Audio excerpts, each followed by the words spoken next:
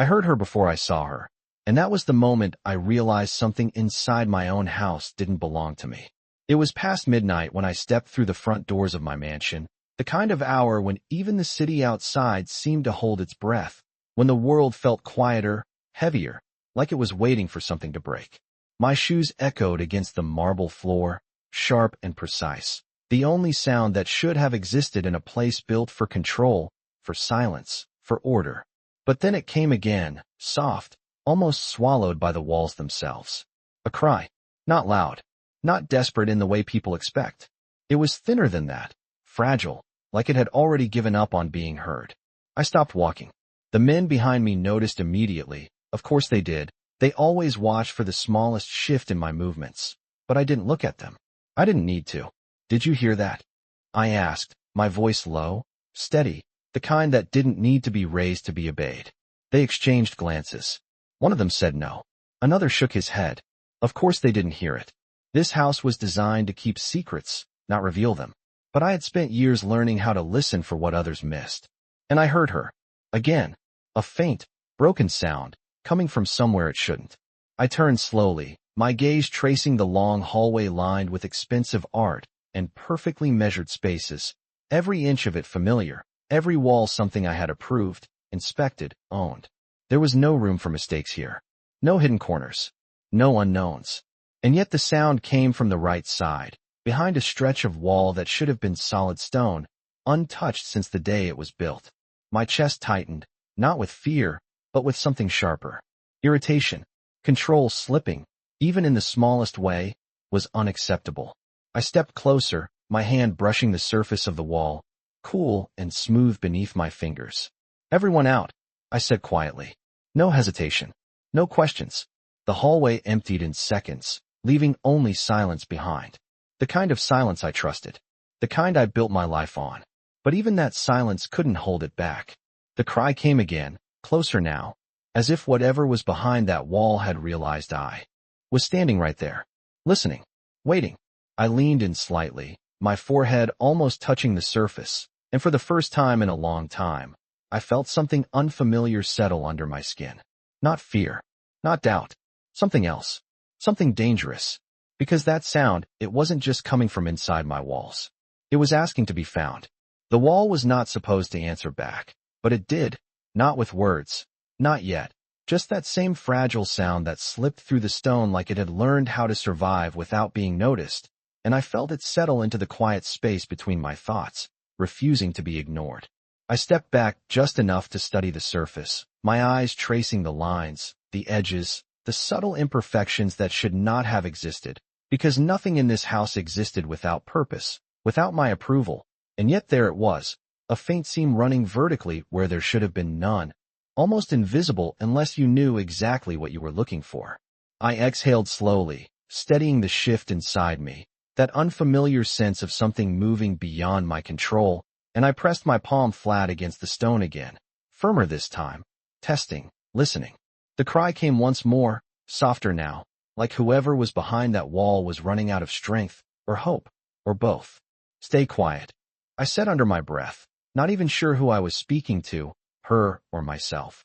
Because if this was what I thought it was, then someone had built a secret inside my own home without my knowledge, and that was not a mistake, that was a message. I moved to the side, my fingers finding the edge of a nearby panel, one that concealed wiring, security systems, things that kept this place impenetrable, except clearly it was not. I pulled it open, scanning the interior with a precision that had taken years to master, and there, tucked deeper than it should have been, was a secondary mechanism, something added later, something deliberate. My jaw tightened. Someone had altered my house. Someone had decided they could hide something from me. I reached in, adjusting the hidden latch, and for a second nothing happened, just silence stretching thin, until there was a soft click, almost polite, and the wall shifted. Not much, just enough.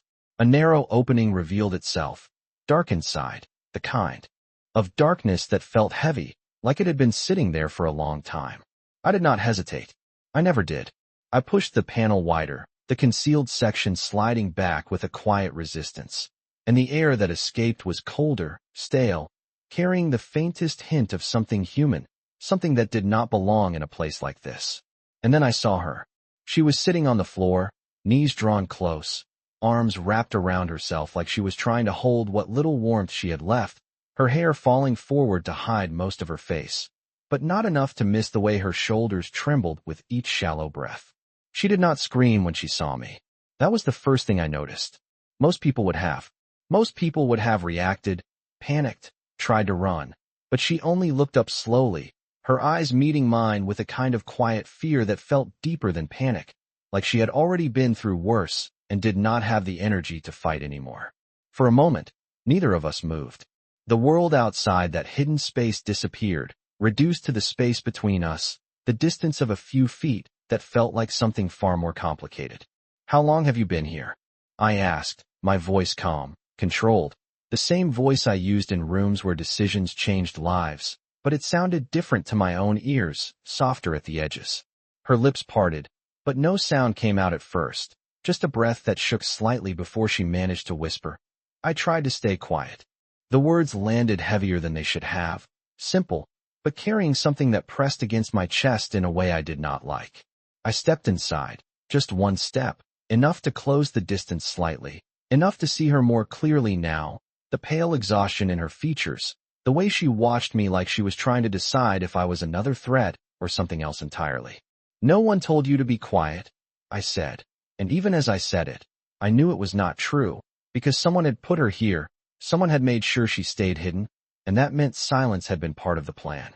Her gaze dropped for a second, then lifted again, and this time there was something different in her eyes, something steadier, something that did not quite match the weakness in her voice.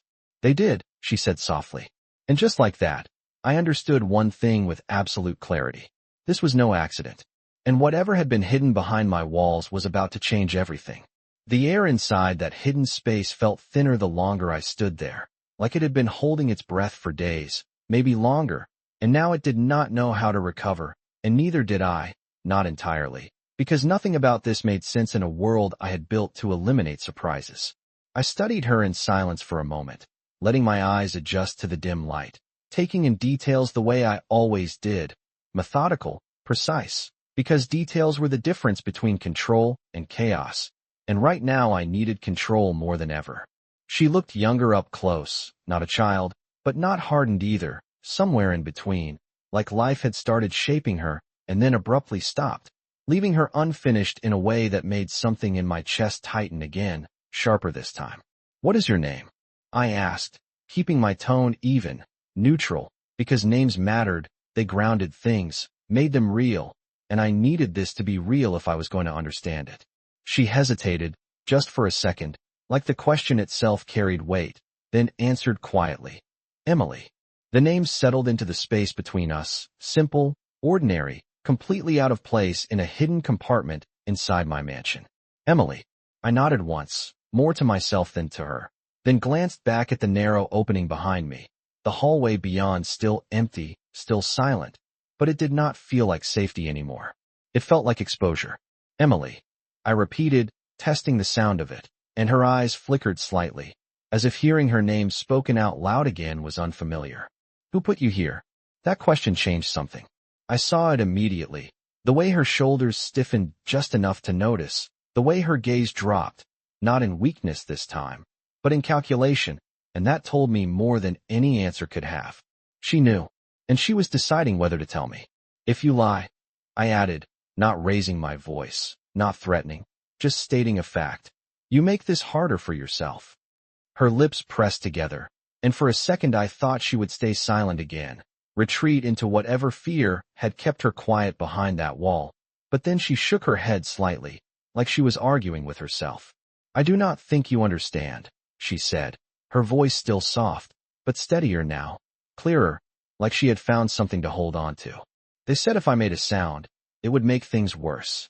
The word they hung in the air, heavy and undefined, and I felt that same irritation rise again, stronger this time, because someone had been inside my world, moving pieces without my permission, creating fear where there should have been none except what I chose to allow. I took another step closer, slow enough not to startle her, but deliberate enough to make my presence undeniable.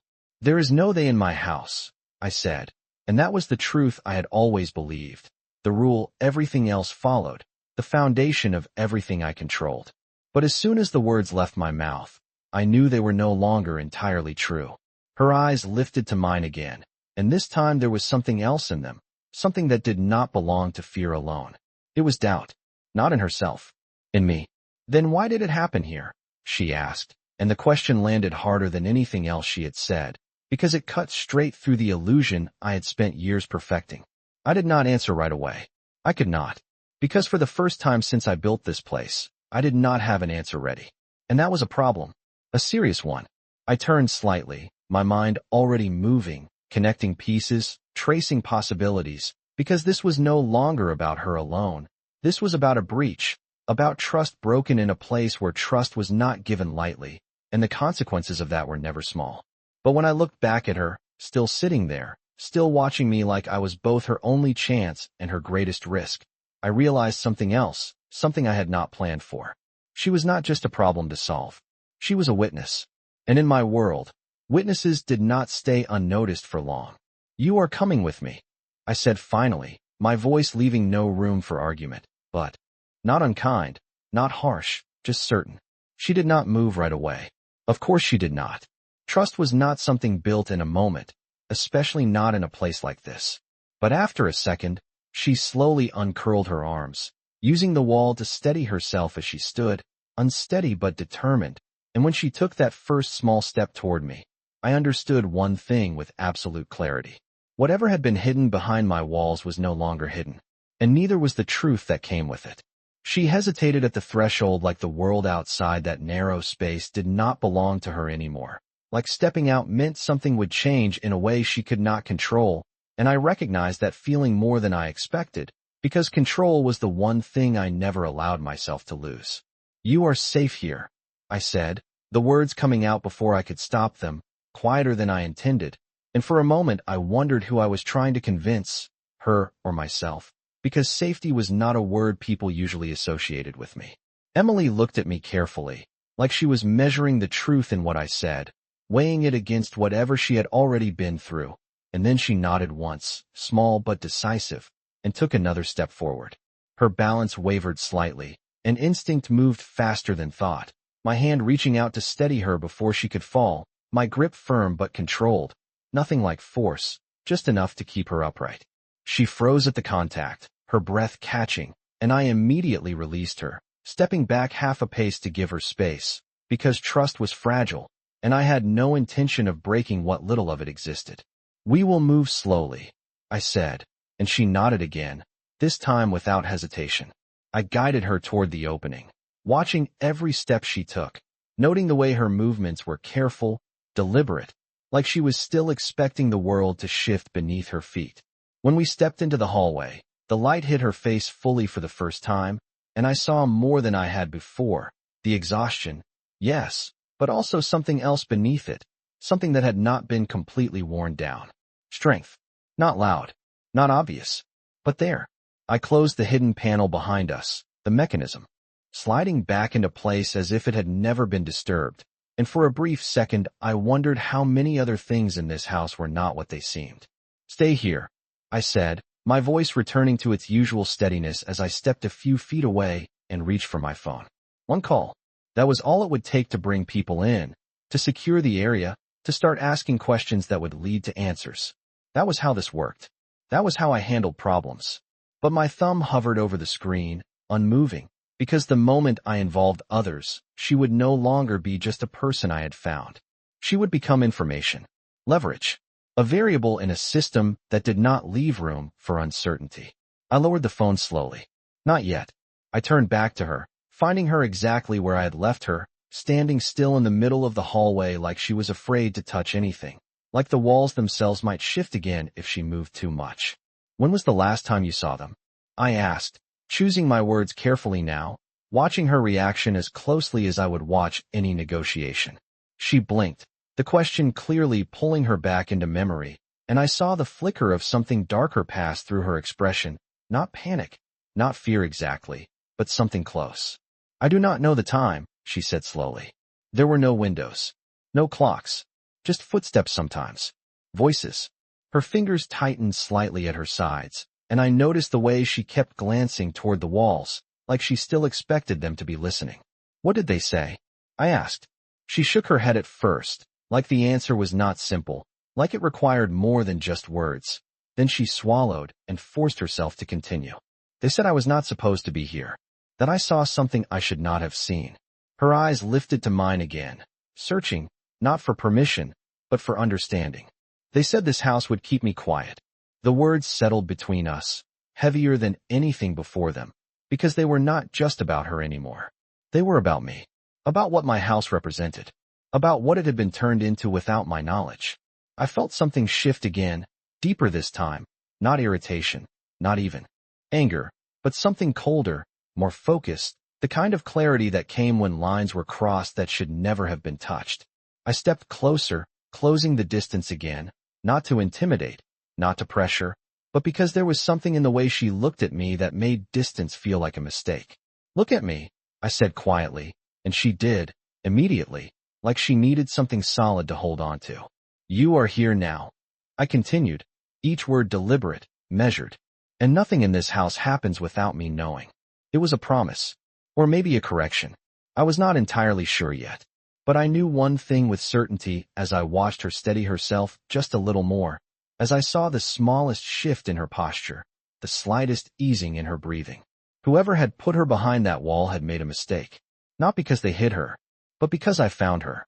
And in my world, what I found, I kept.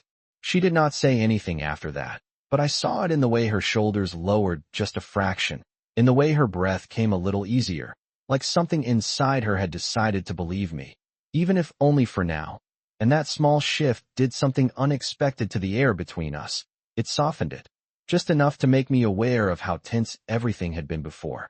I turned slightly, scanning the hallway again.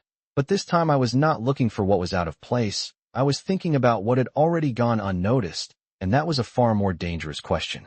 "You need to sit down," I said, nodding toward a nearby sitting area just off the main corridor, a space designed for guests who waited, for conversations that were meant to feel casual but were never truly without purpose.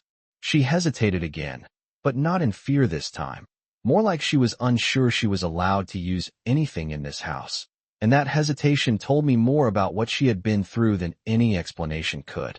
"It is not a request," I added, not harsh, just firm, giving her something solid to follow, and after a second, she moved. Each step was still careful, but there was less resistance in it now, less uncertainty, and when she reached the chair, she lowered herself into it slowly, like she expected it to disappear beneath her. I watched her for a moment longer than necessary, making sure she was steady, then moved toward the bar along the wall, pouring a glass of water without thinking, the motion automatic, practiced, something I had done 1,000 times for guests who never needed it the way she clearly did. When I handed it to her, our fingers brushed briefly, and she flinched, not dramatically, just a small, instinctive reaction, but I noticed it. Of course I did, and I filed it away with everything else. "Drink," I said quietly. She nodded and took the glass, both hands wrapped around it like she needed the warmth more than the water, even though it was room temperature, and she took a small sip, then another, like she was relearning how to do something simple. I leaned against the edge of the table across from her, not too close, not too far, watching, waiting, letting the silence settle again. But this time it was different. This silence was not empty. It was building. "Emily," I said after a moment, and she looked up immediately, more responsive now, more present. "What did you see?" The question landed heavier than the others. I knew it would, because whatever answer she gave was the reason she had been hidden in the first place. She stared at the glass in her hands for a second, her reflection distorted in the surface of the water. Then she swallowed and shook her head slightly. "I was not supposed to see anything," she said, her voice barely above a whisper again, but steadier now. "I was just in the wrong place." I held her gaze, not pushing, not interrupting, just letting her fill the space if she chose to, and after a second, she did. "There was a meeting," she continued slowly, choosing each word carefully. "I did not know who they were at first. I was not even supposed to be in the building. I was helping someone. And then I heard voices, and I stayed too long." Her fingers tightened slightly around the glass, and I noticed the way her eyes flickered toward me, measuring, again. "I heard your name," she added. That changed everything. Not on the surface, not in the way I stood or the way I looked at her, but inside, something shifted with absolute clarity. This was no longer just about a breach in my house. This was about something that had reached beyond it. What did they say about me? I asked, my voice still calm, but there was an edge to it now. Something sharper, something more focused. She hesitated again, longer this time, and I saw the conflict in her expression, the fear of speaking against whatever had been done to her, against whoever had put her there. They said you were not supposed to know, she said finally. That if you found out, everything would change. The words settled into place like pieces of a puzzle I had not realized I was solving, and for a moment, the room felt smaller, tighter, like the walls themselves were listening again. I straightened slowly, my mind already moving ahead, connecting names, faces, possibilities, because there were not many people who would speak about me that way, not many who would risk something like this. And that narrowed the list quickly. I looked back at her, still sitting there, still holding that glass like it was the only stable thing in her world, and I understood something else now, something that made this situation even more complicated than I had first thought. She was not just a witness. She was the reason someone had taken a risk they should never have taken. And that meant she was important. More important than she probably realized. You did not stay too long, I said quietly, meeting her eyes again, making sure she understood this part. You stayed exactly long enough. And as I watched the confusion flicker across her face, I knew one thing with absolute certainty. Whatever she had heard was not meant to stay hidden forever. And now that I knew it existed, I was going to find it. The way she looked at me after that told me she did not fully understand what I meant, but she felt it, the shift, the weight of something larger than her, and that was enough for now, because understanding could come later, but survival could not wait. I pushed away from the table slowly, my mind already organizing what needed to happen next, not in chaos, not in anger, but in a kind of cold precision that had always defined me, the kind that turned uncertainty into structure. You are not leaving this floor, I said, my voice steady, not harsh, just absolute, and her eyes flickered at the words, not in resistance, but in recognition that this was no longer a suggestion. Am I in trouble? She asked quietly, and there it was again, that question shaped by everything she had been through, the expectation that being found meant something bad would follow. I held her gaze for a second, longer than necessary, making sure she saw the answer before I spoke it. No, I said. You are the reason someone else is. She did not respond to that, but I saw the way her grip on the glass loosened slightly, the way her shoulders shifted again, as if some invisible pressure had eased just enough to let her breathe. I turned toward the hallway, my attention snapping back into place, and this time I did not hesitate when I reached for my phone. One call. That was all it took. Lock down the east wing. I said when the line connected, my tone calm, controlled, the same tone that made people listen without question. No one enters without my approval. No one leaves without me knowing. A pause, then a quiet confirmation on the other end. I ended the call without another word and slipped the phone back into my pocket, already thinking 3 steps ahead, because whoever had done this had counted on time, on silence, on the idea that I would not notice. That mistake was already unraveling. When I turned back, Emily was watching me, not with fear this time, but with something closer to curiosity, like she was trying to understand the version of me that existed outside that hidden space. What happens now? She asked, her voice still soft, but steadier, stronger than before. I walked back toward her, stopping just far enough away to keep the space between us balanced, deliberate. Now, I said, we find out who thought they could use my house without asking.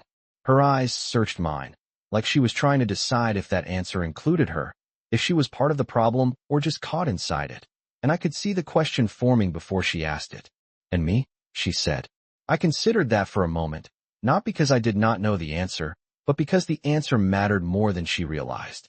You stay? Where I can see you, I replied, and the words were simple, but they carried something underneath them, something protective, something controlled, something that did not leave room for argument. She blinked, clearly unsure how to interpret that, but she did not push back, did not question it further, and that told me she understood more than she let on. I glanced toward the far end of the hallway, listening, always listening, but now for footsteps, for movement, for anything that did not belong. Because the silence had changed again, it was no longer empty, it was waiting. Did you recognize any of the voices? I asked, shifting my attention back to her, because information now was not just useful, it was necessary. She frowned slightly, thinking, replaying whatever memories she had been trying to suppress, and after a moment, she shook her head. No names, she said. But one of them. He sounded like he knew this place, like he had been here before. That narrowed things further. Significantly. I nodded once, my mind already moving through the list of people who had access, who had familiarity, who had the kind of confidence it took to do something like this. The list was short. It always was. I looked at her again, really looked this time, not just as a witness, not just as a variable, but as the center of something that had already begun to unfold. You did exactly what you needed to do, I said quietly, and she seemed surprised by that, like she had not expected any part of this to be seen as anything other than a mistake. You stayed alive, I added, and the words felt heavier than they should have, like they carried something personal, something I did not usually allow into situations like this. She lowered her gaze slightly, processing that, and for a moment the room felt still again, but not in the same way as before. This stillness had direction, purpose. I turned away once more, my focus locking back onto the structure of what came next, because whoever had put her behind that wall had made one critical miscalculation. They thought silence would protect them, but silence had a way of breaking, and now that it had, there was no putting it back together. The silence did not last long. It never did when something had already started. Moving beneath the surface, and I felt it before I heard it, the subtle shift in the air, the kind that most people would miss but I had trained myself to recognize, because in my world, the smallest change usually meant the biggest consequences. I turned my head slightly, listening, my focus sharpening, and then it came, footsteps, controlled, measured, but not part of the rhythm I had established for this place. Not expected, not authorized. Emily noticed it too. I saw it in the way her body stiffened, in the way her fingers tightened slightly against the edge of the chair, and her eyes moved toward the hallway before snapping back to me, like she was waiting for a reaction, for direction. Good. She was learning. Stay behind me, I said quietly, not raising my voice, not rushing, just giving her something clear to follow, and she stood immediately, moving closer without hesitation, her steps still careful but faster now, more certain. I shifted my position just enough to place myself between her and the sound, not dramatically, not in a way that drew attention, just enough to control the space, because control was everything right now. The footsteps grew closer, echoing faintly against the marble, and then a figure appeared at the far end of the hallway, one of my own men, or at least he was supposed to be. Daniel Reeves, mid-30s, trusted, or he had been. His pace slowed when he saw me, just slightly, just enough to confirm what I already suspected. He had not expected me to be here. His gaze flickered past me for half a second, and that was all I needed. He saw her, and in that single glance, everything aligned. Emily's breath caught behind me, quiet but noticeable, and I felt the tension in her presence shift again, not just fear now, but recognition. He was there, she whispered, barely audible, but I heard it, and more importantly, so did he. Daniel's expression did not change much, not on the surface, but I had spent too many years reading people to miss the subtle tightening in his jaw, the slight recalculation in his eyes. He stopped a few feet away, keeping a respectful distance, the way he always had. "Sir," he said, his voice steady, controlled, but there was something underneath it now, something that did not belong. I heard. There was a situation. I held his gaze, not answering right away, letting the silence stretch just long enough to make him aware that I already knew more than he was prepared to explain. "You heard," I repeated, my tone calm, almost conversational, but the words carried weight. He nodded once. "Yes, sir. I came as soon as I could." Of course he did. I took a step forward, slow, deliberate, closing the distance just enough to make the space between us feel smaller, more defined. "Interesting," I said quietly, "because I did not call you." That landed exactly where I wanted it to. I saw it in the brief flicker in his eyes, the moment where control slipped just enough to reveal something real beneath it. Behind me, Emily did not move, but I could feel her attention locked on the exchange, her presence steady, waiting. Daniel straightened slightly, recovering quickly, but not perfectly. I was informed by security, he said, and it was a good answer. Clean. Simple. Almost believable. Almost. I tilted my head just a fraction, studying him the same way I had studied everything else tonight, looking for the details that did not fit. Security reports to me, I said, not the other way around. The hallway felt tighter now, the air sharper, like something was about to shift in a way that could not be undone. Daniel did not respond immediately this time, and that hesitation told me everything I needed to know. I glanced back slightly, just enough for Emily to see the side of my face, to understand without words what was happening, and when I turned back to him, my voice dropped just a degree lower. You built something inside my house, I said. Not a question, not an accusation, a fact. His eyes flickered again, and that was the confirmation. He had underestimated one thing. He thought silence would protect him, but silence only works until someone listens. And tonight I did. For a moment, no one moved.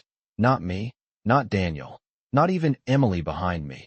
And the stillness that settled between us felt heavier than anything that had come before, because this was no longer about suspicion.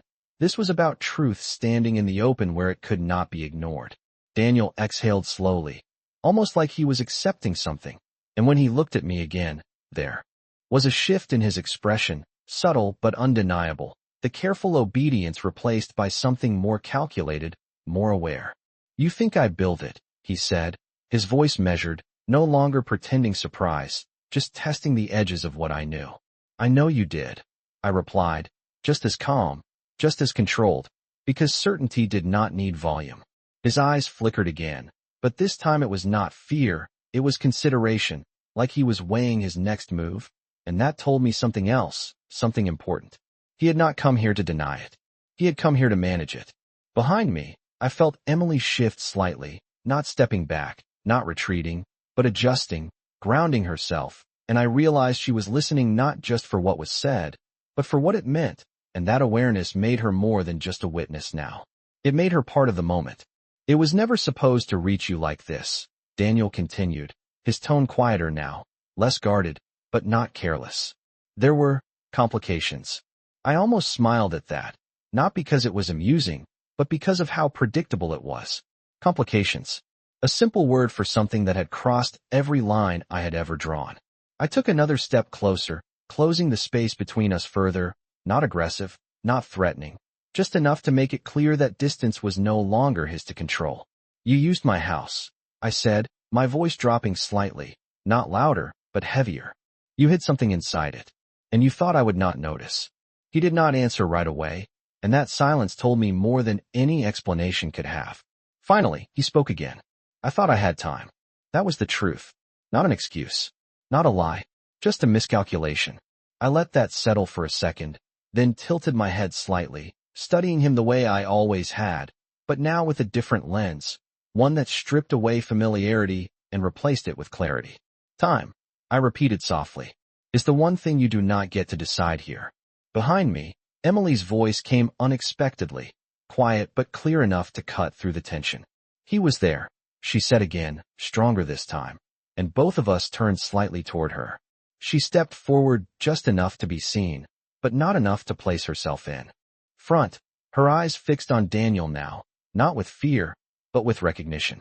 You told them to keep me quiet, she added, her voice steady despite the tremor in her hands. Daniel's gaze shifted to her fully for the first time, and something changed again, not in fear, not even in guilt, but in acknowledgement, like he was seeing a piece of the situation he had already accounted for. You were not part of the plan, he said simply. Emily's expression tightened slightly at that, and I felt something in me react to it. Not anger, not yet, but something close, something protective, something I did not usually allow to interfere with judgment. She is now, I said, my tone final, leaving no room for reinterpretation, and when Daniel looked back at me, I saw it clearly. He understood. The balance had shifted. Completely. You should not have involved yourself, he said, quieter now, almost like a warning, but there was no threat in it, just recognition of what this meant going forward. I met his gaze without hesitation. You involved me the moment you touched my walls, I replied, and that was the truth that mattered. The hallway felt different now, no longer waiting, no longer uncertain. Everything had aligned into something sharper, more defined, something that would not reverse. Emily stood just behind me, no longer hidden, no longer silent, and Daniel stood in front of me, no longer trusted, no longer invisible. And in that moment, I understood something with complete clarity. This was not just about what had been done. It was about what came next, because lines had been crossed. And in my world, crossed lines did not get ignored. They got answered. No one spoke for several seconds, but the silence was no longer uncertain. It was decided, shaped, like a line had been drawn, and everyone in the room understood exactly where they stood in relation to it. And I felt that clarity settle into place with a precision I trusted more than anything else. Daniel shifted his weight slightly, not retreating, not advancing, just adjusting, like he was recalculating the outcome of a situation that had moved beyond his control, and that alone confirmed everything I needed to know. "You planned this," I said, not asking, not accusing, just placing the truth where it belonged, and he did not deny it. Instead, he exhaled slowly, his gaze flicking briefly toward Emily before returning to me. "I planned for leverage," he replied, his voice steady, almost matter-of-fact, as if that explained everything, as if that justified the choice he had made. I studied him for a moment, letting that word settle. Leverage, a word built on pressure, on control, on the idea that something or someone could be used to shift outcomes in your favor. It was a word I understood well, but not like this. "You built leverage inside my house," I said quietly, and the weight behind the words was enough to make the air feel tighter again, more focused. "You used something that was not yours to control." Behind me, I felt Emily take a slow breath, steadier now, more grounded than she had been when I first found her. And that shift did something unexpected. It anchored the moment in a way I had not anticipated, because this was no longer abstract. This was personal. Daniel's expression did not break, but I saw the acknowledgement in it, the understanding that whatever he had intended, whatever outcome he had planned for, had already been altered beyond recovery. "It was not supposed to involve her," he said, and there was something different in his tone now, not regret exactly, but recognition, like he understood that this was the point where everything had gone wrong. "It never is," I replied, my voice calm, but colder now, sharper, because that was the part that mattered, the part that crossed the line completely.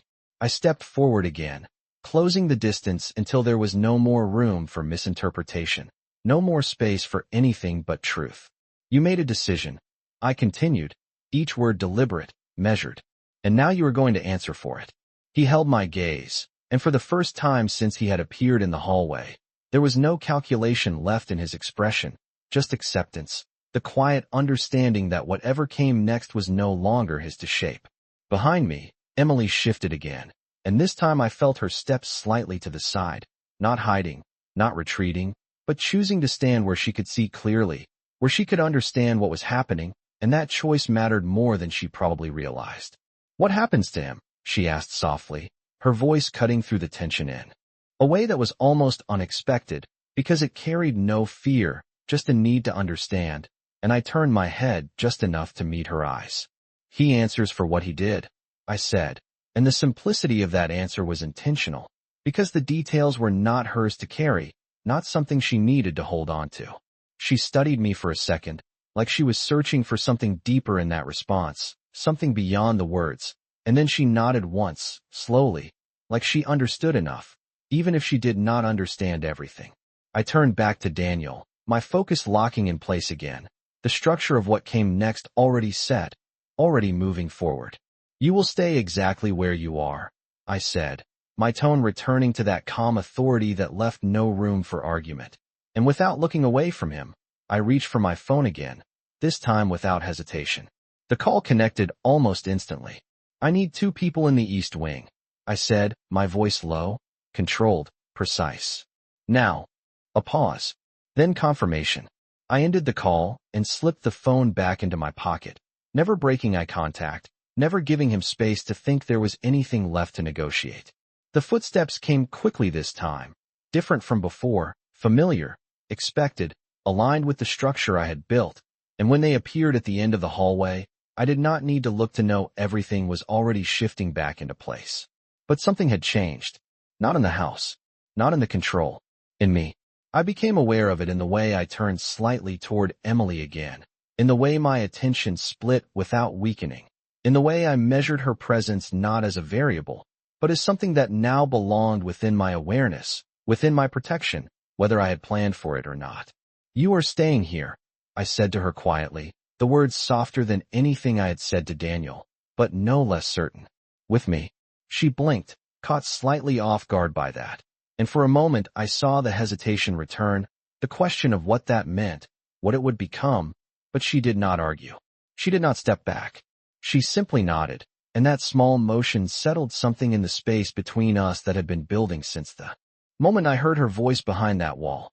I turned back toward the hallway, toward the men who had arrived, toward the structure that would handle what needed to be handled, but my thoughts did not stay there completely. Because for the first time in a long time, something had entered my world that I had not chosen, had not controlled, had not planned for. And instead of removing it, instead of correcting it, I had made a different decision. I had kept it. And as I stood there, with everything shifting back into order around me, I understood something with a clarity I could not ignore. I could control the city. I could control the people in it. But tonight, in the quiet space behind my own walls, something had changed that I did not intend to change back. Because she was not supposed to be there. And now, she was not going anywhere.